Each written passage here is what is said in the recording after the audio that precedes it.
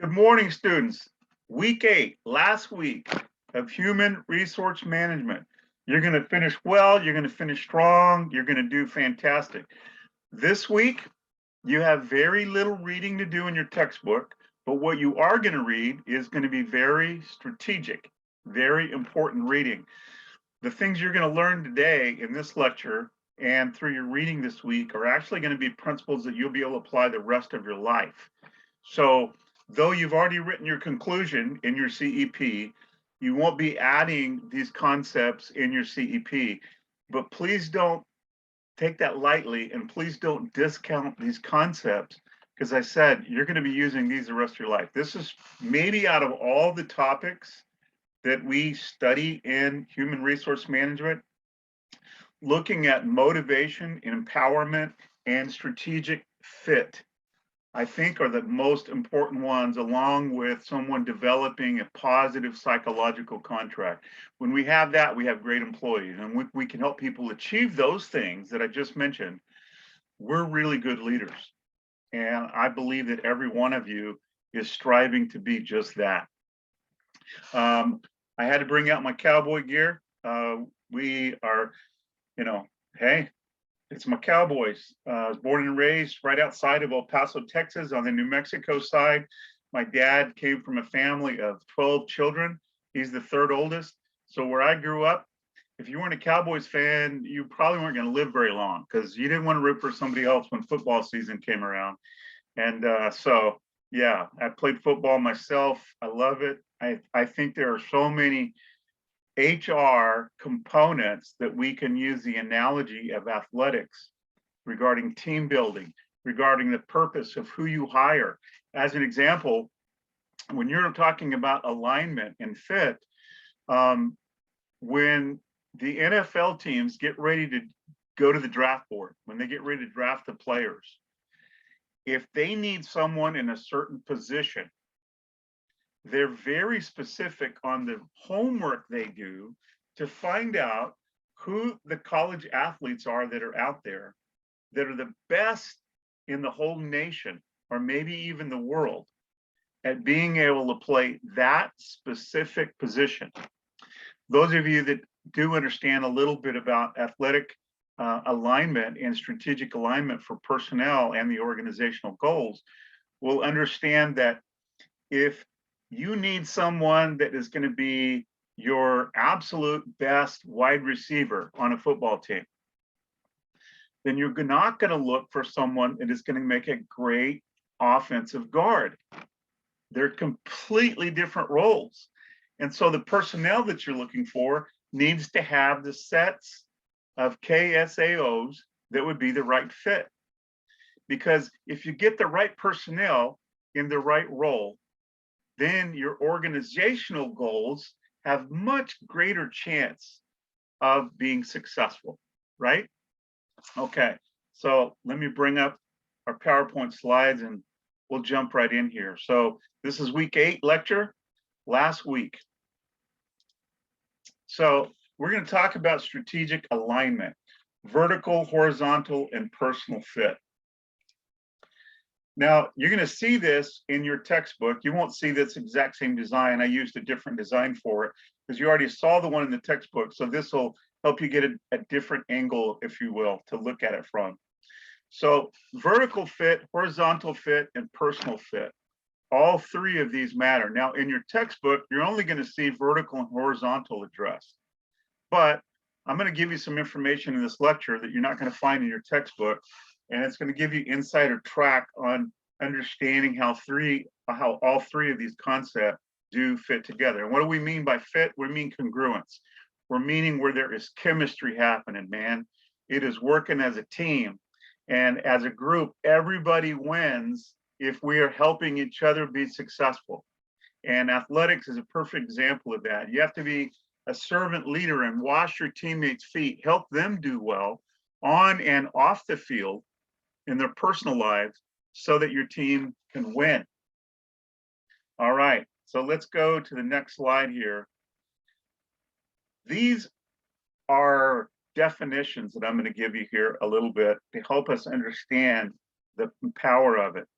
when I was going after my graduate degree, I was introduced to the concept of fit, and it fit well in my soul and me understanding organizational leadership. And so I'm going to pass this on to you. So it's not going to come from your textbook, but it's going to come from another textbook. This is a textbook that I used when I was in school, and it really grabbed hold of me.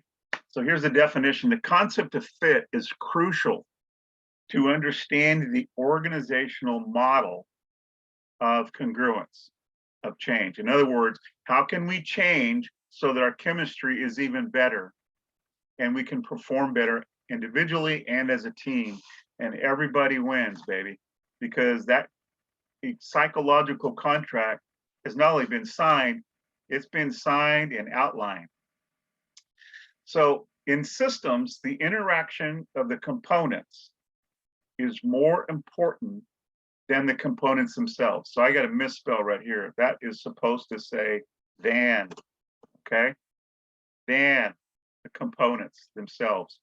In terms of the organization, its overall effectiveness relies on the internal congruence or fit of its basic components. The tighter the fit, the greater the effectiveness.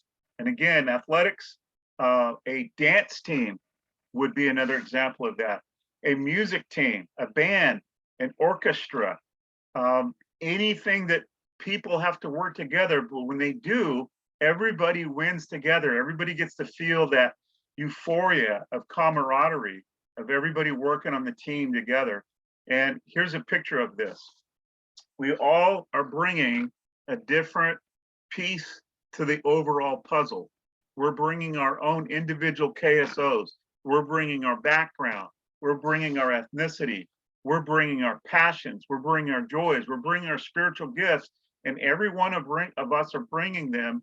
And then we fit it all together. And that's why fit is so important. All right. You can tell I don't get excited about this at all, right? So here's another important definition. This then is the essence of the congruence model. And here it is.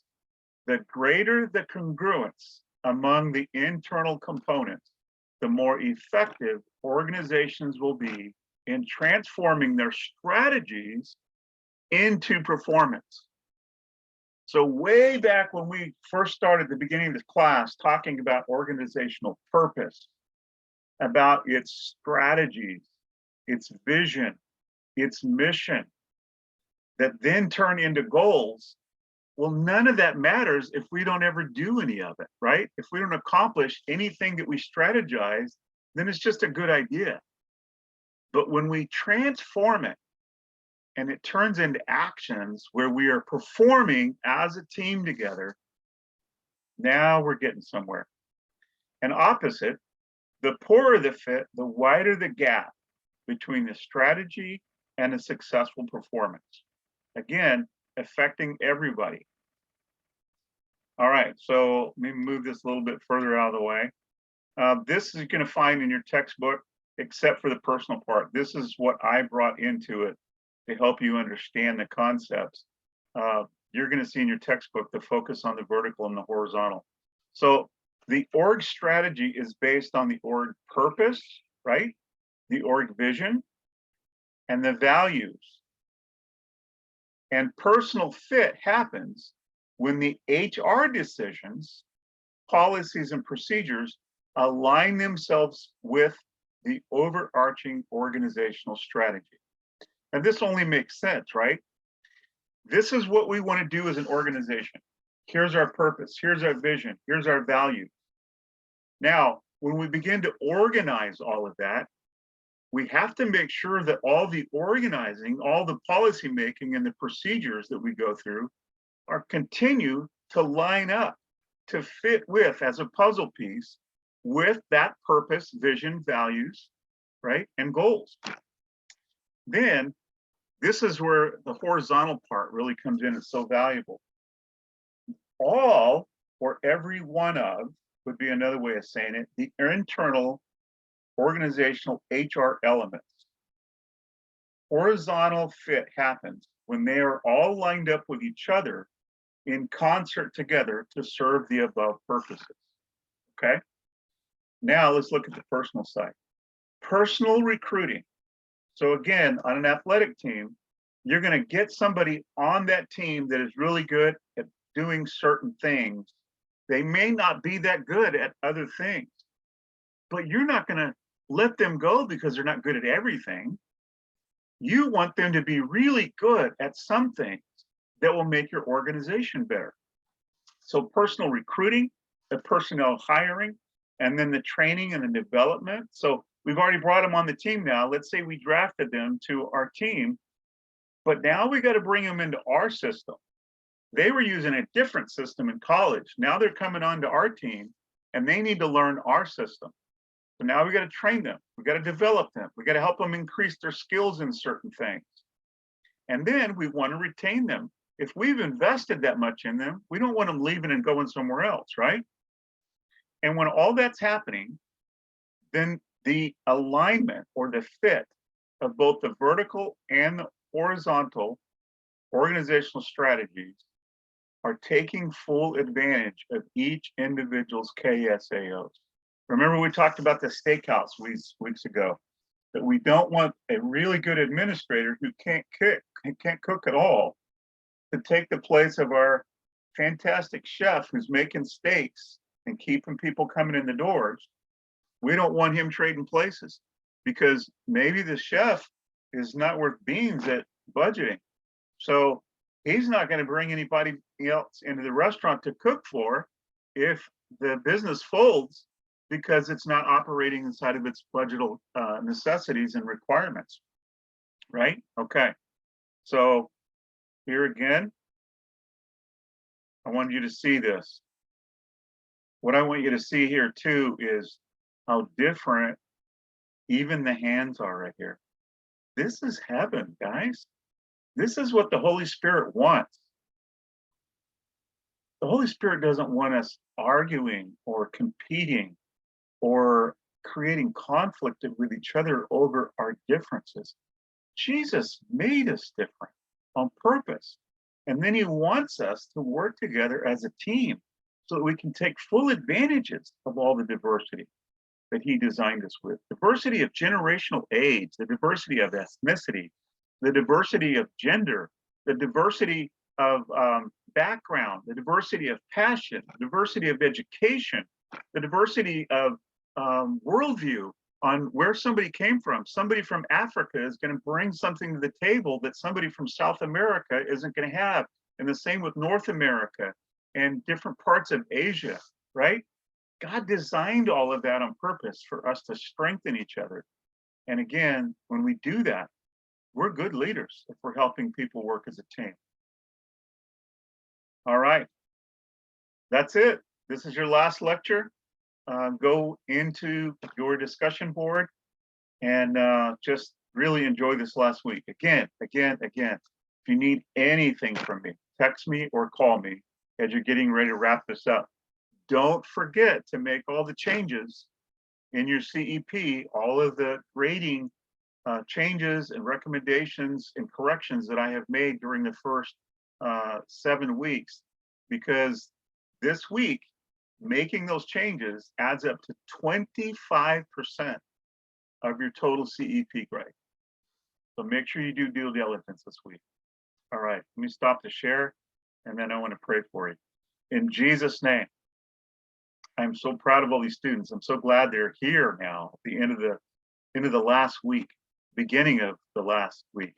And next week, they'll be all wrapped up. And then it'll be my job to make sure I get all these assignments graded and back to these wonderful students. Lord, again, I'm so grateful to you for every one of these lives and souls that represents a different role in leadership, both the roles they're in now and the roles they will be in as they continue to move forward throughout their careers and their lives. I speak anointing over them. I speak blessing over them. I speak health over them. And again, as I said one of the weeks earlier, I ask that you would give them dreams while they're sleeping about how they can use their education to fulfill your dreams and your goals with their KSAOs for your kingdom. In Jesus' name, we pray. Amen. I'll see you online.